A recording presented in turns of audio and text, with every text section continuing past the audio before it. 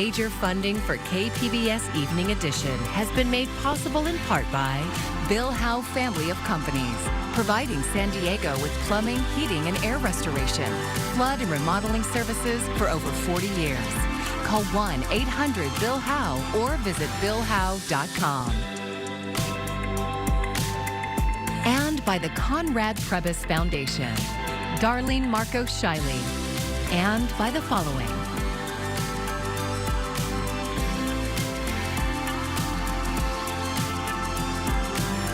And by viewers like you.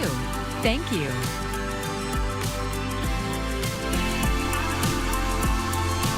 A plan to increase security ahead of San Diego Pride festivities is drawing concerns about privacy. Thank you for joining us. I'm Maya Trabulsi. San Diego police plan to install surveillance cameras in Hillcrest without prior approval from City Council. Police say they need time to install the cameras before the Pride Parade on July 20th.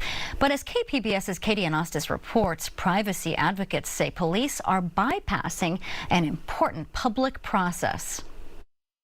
Police say additional surveillance cameras and license plate readers are needed along University Avenue after a series of pellet gun drive-by shootings in Hillcrest earlier this year. This neighborhood that we're standing in today has seen, over the last 4 years, the most incidents of hate throughout our entire city. And today, we're saying enough is enough. The San Diego City Council approved the use of streetlight surveillance cameras last summer. But police found that some of the planned locations had infrastructure issues, like lampposts not having the proper voltage. That left them with extra cameras. Now, Police Chief Scott Wall says he wants to put 14 of those cameras in Hillcrest. The new locations would usually have to go through City Council, but since it can take several weeks to install them, Wall says they need to start the process now. The Pride Parade is scheduled for July 20th. And we'll be in front of the City Council for full approval on July 23rd. Unfortunately, the timeline for approval and the times for the Pride Parade and the incidents that continue to happen here in this community don't align.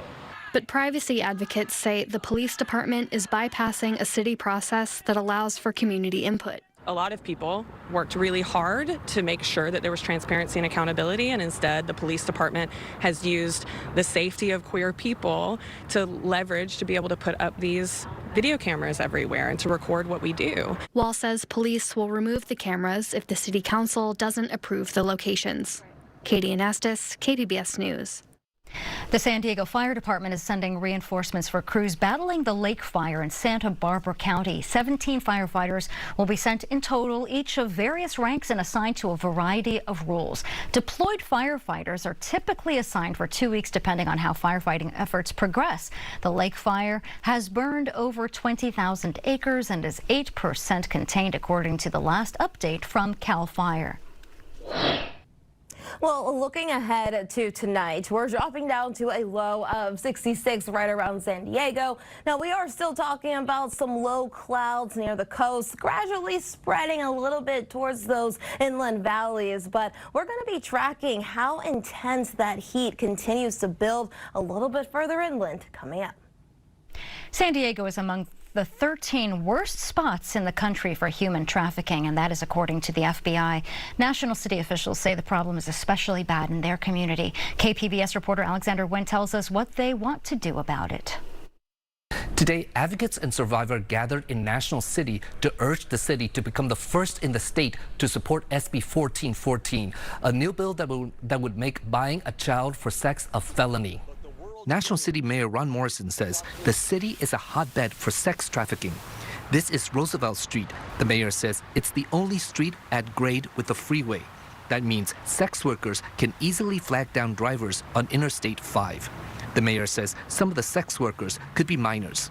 He shared these graphic photos with us. He says since the passage of SB 357, which decriminalizes loitering for sex work, these scenes are a regular occurrence. The problem is, with 357, what it did was it took everything, all the instruments out of the hands of our community and out of our police department. The only thing that was left was the indecent exposure law, which if you look at it, it basically says the person has to be naked in public, basically, to even involve anything. President of the People's Association of Justice Advocates, Shane Harris, is pushing for National City to pass a resolution in support of SB 1414. He says SB 357 was a mistake and takes away the police's ability to stop human trafficking. When you take the loitering question away, you take the police's ability away to interfere, to intercept, to intervene and stop a child from being sold in that kind of way. And I think that was the other side of the argument that they were proved wrong on. SB 1414 is authored by Senator Shannon Grove. It would make soliciting sex from a minor a felony, regardless if the person knows the victim was a minor or not. The California Public Defenders Association opposes the bill, saying it unnecessarily punishes those who have no intention of having sex with a minor. National City Council is dark in July. Mayor Morrison says the council will take up the resolution in August. In the newsroom, Alexander Nguyen, KPBS News. San Diego County could join the national push to take legal action against social media companies for failing to protect youth mental health. On July 16th, the County Board of Supervisors will vote on Supervisor Tara Lawson-Reamer's proposal calling for the county to initiate or join existing litigation. She also wants to pass a resolution supporting the U.S. Surgeon General's call for warning labels on social media platforms. At a press conference, San Diego Unified students spoke about why they support the proposal. I see so many of my peers spending more time on their phones rather than connecting with each other face to face. Social media capitalizes on vulnerability. It capitalizes on insecurities. It capitalizes on youth like me by using manipulative algorithms to create and perpetuate a world that doesn't exist, and to put that world in front of us to make us feel that our real world and the actual lives we live are worth less. The county says it has already had success taking legal action against gun and opioid manufacturers to protect public health. Congress is preparing to return to Washington for the first time since the June 27th presidential debate. Since then, there's been widespread concern over President Biden's ability to secure a victory for Democrats in November. Julia Benbrook has more. President Joe Biden remains adamant that he is the best candidate to take on former President Donald Trump in November's presidential election. I not only believe that from the beginning, but I wanted to reassert it and demonstrate that it's true. And I'm going to be doing that all through this week and from here on. And this will be a critical week for the president's political future, with lawmakers returning to Capitol Hill. In a letter to congressional Democrats Monday, the president wrote in part, "I want you to know that despite all of the speculation in the press and elsewhere, I am firmly committed to staying in this race." But a handful of House members have publicly called on Biden to withdraw. His decision not only impacts who's going to serve in the White House the next 4 years, but who's going to serve in the Senate, who's going to serve in the House, and it will have implications for decades to come. Over the weekend, House Minority Leader Hakeem Jeffries held a call to take the temperature of ranking members. The discussion was filled with deep concern about potential damage to the Democratic ticket and how it could impact the party's chances to win back the House majority. According to a source, the number of lawmakers who explicitly said Biden should not be the Democratic nominee was greater than the number who spoke up for him to stay. Reporting in Washington, I'm Julia Benbrook. Beryl is now a tropical storm, but first it made landfall in Texas today as a Category 1 hurricane. It's the first to make landfall in the U.S. this season. Harris County authorities say at least 2 people have died as a result of the storm. Michael Yoshida has the latest from Houston. I looked up and my roof was gone. It just went. Terrifying moments for Texans living along the coast as Hurricane Beryl slams the state, carving a path inland. The wind tunnel just went crazy. Stuff started flying off the walls, zinging around the house. Hurricane strength wind gusts reaching as high as 94 miles per hour in Freeport and knocking out power to more than 2 million customers in the state, according to PowerOutage.us. The biggest issue is going to be Centerpoint in Texas, New Mexico, assessing how many homes and businesses are without power. And then our favorite people over the coming few days will be the linemen as they get out and bust their butts on getting power back to everyone. Across the area, fallen trees, a flipped truck, and collapsed roofs. Houston firefighters rescued a man trapped in bed when a tree fell on the house. The storm surge and heavy rainfall flooding several interstates as crews rushed to perform high-water rescues for stranded drivers. Are you okay, sir? Yeah, I'm okay. Please, Houstonians, anyone that can hear my voice, shelter in place. Shelter in place. We're in an emergency. Houston Mayor John Whitmire calling on everyone to stay inside. He says the city is focused on emergency response and preparing for what comes next. We will do an assessment. We will be opening up centers. The Red Cross is in contact with us. In Houston, Michael Yoshida, KPBS News. It's one of the most common disorders in the world. The American Migraine Foundation estimates that 39 million people suffer from migraines, and attacks can be triggered this time of year. Mandy Gaither explains how to manage and avoid heat-induced migraines.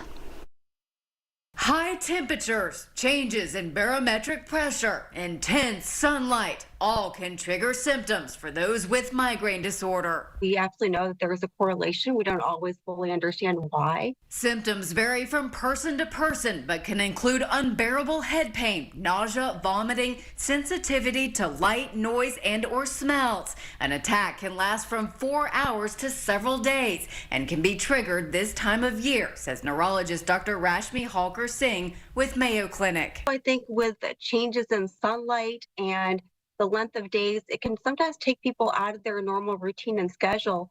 And people who live with migraine actually do much better with a typical routine. To manage and potentially prevent an attack, Halker Singh says to remember the word SEEDS. The S stands for sleep. Sticking to a regular sleep schedule can help. E is for eating. Don't skip meals and make sure you stay hydrated while limiting caffeine. The next E is for exercise. Stay physically active. D is for diary. Keep track of what triggers an attack. And finally, the second S stands for stress management. Stress can be a trigger. Sunglasses can make a big difference when we're thinking about being exposed to bright lights and that sunlight. All of that can really help. For Health Minute, I'm Mandy Gaither. A once injured mountain lion is back in its natural habitat after being healed by veterinarians with the San Diego Humane Society. The cat was hit by a car in the Simi Valley last November. KPBS SciTech reporter Thomas Fudge has the story. The mountain lion was released last month in Ventura County, near to where he was found by the side of the road last year. He was held and treated for more than half a year at Project Wildlife, based in Ramona and part of the Humane Society.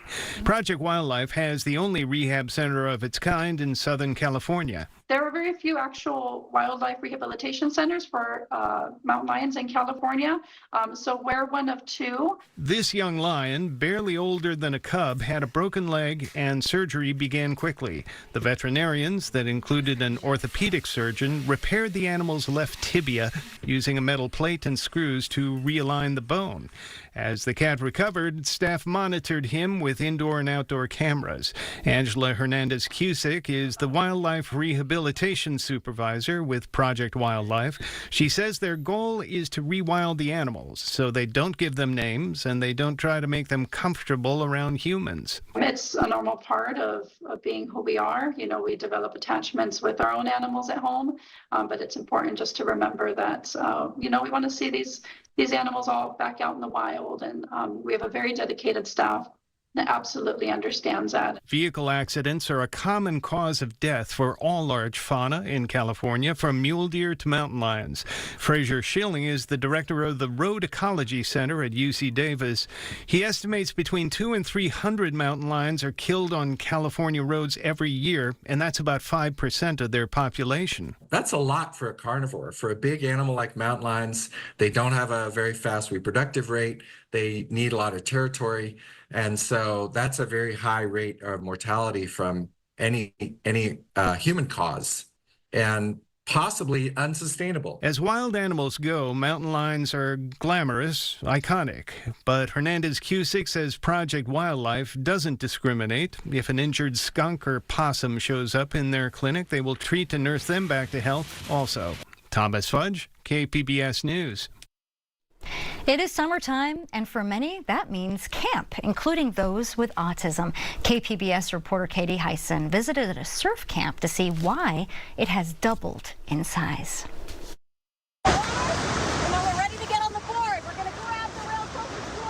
On a Monday morning, surfboards line the sand of La Jolla Shore.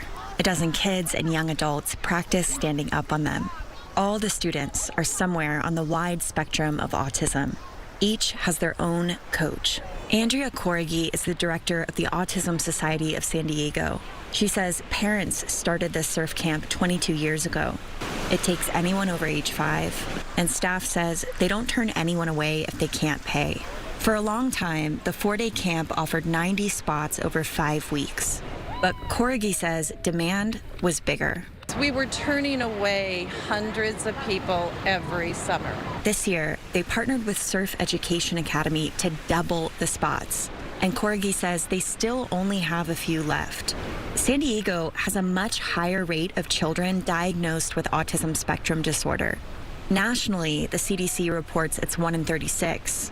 In San Diego, Corrigy says it's 1 in 22. Almost every single classroom has at least one individual with autism. Corrigy says San Diego offers better autism services than many places in the country. And military families request to be placed here to access those services, driving up the numbers.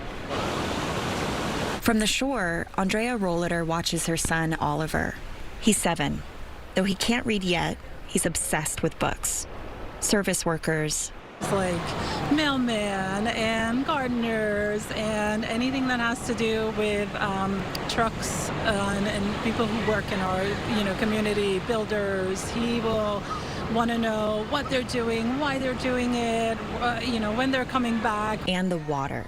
Loves water, loves the swimming pool, loves the ocean, just lights up around water. He is not water safe yet, but we're trying. The camp was created to promote water safety. Children with autism, prone to wandering off, are also drawn to water, even if they can't swim. One study found they're 160 times more likely to drown than neurotypical children. Drowning accounts for a staggering 91% of deaths of children under 14 with autism. So Rolliter enrolled Oliver in surf camp for water safety, socialization, and a third big reason. Fun. I just want him to have fun. His sister, who is a typical child, as one might say, gets to go to all these different camps, and there's really limited options for him. So I'm just excited for him to experience summer camp. Oliver was excited too. I was up at 6 a.m. this morning, ready to go, getting the whole family up. It's time, it's surf camp. When we got here, he got a little bit shy and a little, not so sure about it. Rolliter isn't sure how the day will pan out. He could love it and do it, or he could just be distracted by something and then focus on that, and then, whole day could go by without him actually doing any surfing. That's why the one-on-one coaching at this camp is so helpful. They need that, person who's constantly with them, talking to them, kind of going with their flow, but also, paying attention and looking at them. Oliver's coach is Annie Devine. She says he's asking a lot of questions. What are we doing? Where are we going? What are we doing later? Who is this? What is that person doing? She says coaching these children is a lot more visual and less auditory. You have to really demonstrate more because there's a lot of communication differences, and a lot of times you have to figure out how that specific camper communicates and receives information. Before the morning was over, Devine and Oliver rode the waves together on the board. She's confident that by the end of the week, she can get him surfing on his own. She says she's seen it before in similar students. Genuinely surprised me when I was paired up with a camper who didn't even want to get off the blanket, didn't want to touch the sand, didn't want to do anything, and was just scared of everything and shy, and by the end of the week she was surfing. The Autism Society dreams of expanding the camp to school breaks and weekends. Katie Hyson, KPBS News. And you can find KPBS News on YouTube. That's where we live stream KPBS Evening Edition weeknights at 5. We also have a playlist with all of our feature reporting. Subscribe and get notified when new content is posted.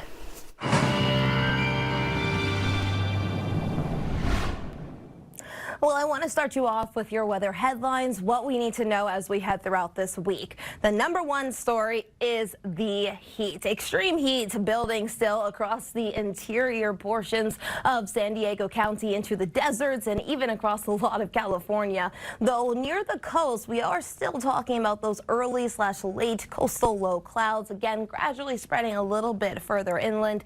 Though the good news is that heat does start to falter a little bit this weekend. It's not going to go away dramatically or completely, but it does start to falter as we do see an influx of monsoonal moisture with slight chances as we head throughout the weekend for a few pop-up thunderstorms. Though Beryl is taking a lot of that moisture a little bit further east, so we aren't necessarily tracking any big rain through Southern California. Now it's going to be dangerously hot, and this is going to be through Tuesday. We're really honing in on the deserts there with widespread daily highs above 110 degrees. So we are forecasting highs in that triple-digit teen mark. Not necessarily unusual for the deserts. I know desert heat, but still you have to take care of yourself because this heat is dangerous, especially when you pair it with the intense sunshine. That's going to cause that risk of heat-related illnesses, which is why we do have excessive heat warnings in effect there through San Diego County deserts, up through Coachella Valley, even Riverside as well.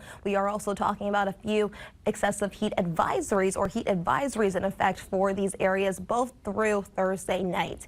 Now for San Diego, we are tracking a low tonight of 66. Oceanside, you're at 65. Ramona, you're down to 60. Though Borrego Springs not really catching a break from that heat. We're just dropping down to a low of 82. And tomorrow, yes, you see that correctly, 118 on tap for Borrego Springs. Even Palm Springs getting in on this intense heat as well. Ramona 100. San Diego still sitting in the 70s. Oceanside, though, you're pushing 80s. This extreme heat, though, is going to continue to expand further west into the later half of the week. Quickly here, let's take a look at the next 5 days, staying in the upper 70s, low 80s there along the coast. Further inland, 90s here all week, except as we head into the weekend. That heat will start to falter a little bit, coming down to the 80s again. For the mountains, 80s on tap all week. Tuesday, you're at 85. Saturday, even by 82. And then Borrego Springs flirting with 120, or at least the deserts pushing 120 by Thursday. So again, take care of yourself in the extreme heat. The heat will start to come down a little bit as we head into the weekend.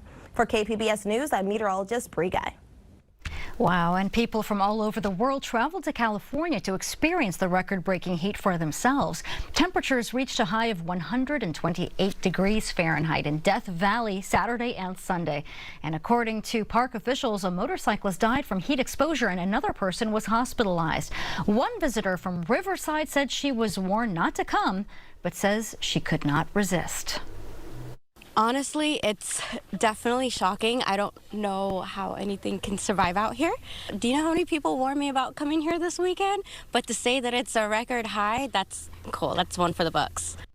Park officials are urging visitors to choose their activities carefully this summer. They also recommend limiting prolonged periods of time outside of an air-conditioned vehicle or building amid the heat.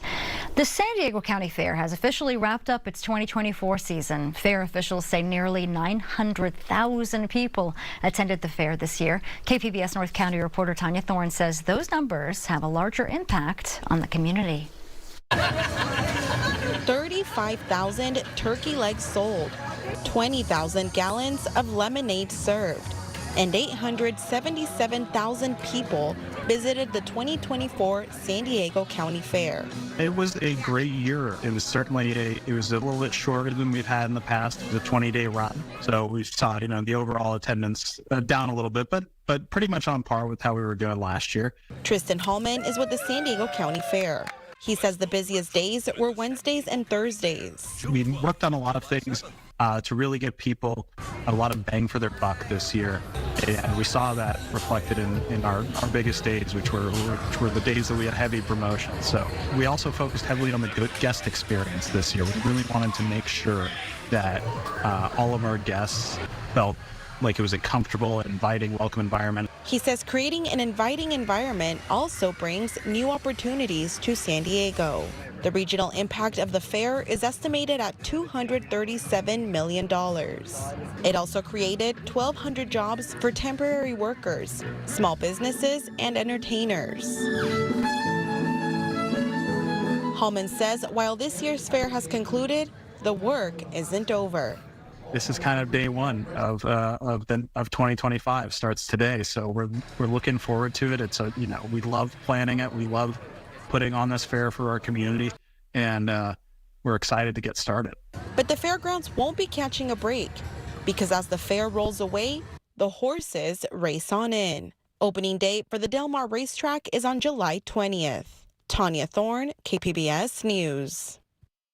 I'm Jeff Bennett. Tonight on the NewsHour, President Biden dares other Democrats to run for president if they want him to step aside.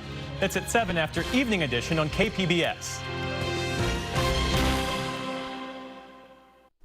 And here's a look at what we're working on for tomorrow in the KPBS newsroom. NPR's Morning Edition is speaking with 538's senior elections analyst about 2024 polling compares to the previous presidential election. And on KPBS Midday Edition, a new 1-hour special featuring NPR's reporting on the issues that voters say matter the most in this election. And you can find tonight's stories on our website, kpbs.org. Thanks for joining us. I'm Maya Trabulsi. Good night. Major funding for KPBS Evening Edition has been made possible in part by Bill Howe Family of Companies, providing San Diego with plumbing, heating, and air restoration, flood and remodeling services for over 40 years. Call 1-800-BILL-HOWE or visit BillHowe.com. And by the Conrad Prebys Foundation, Darlene Marcos Shiley, and by the following.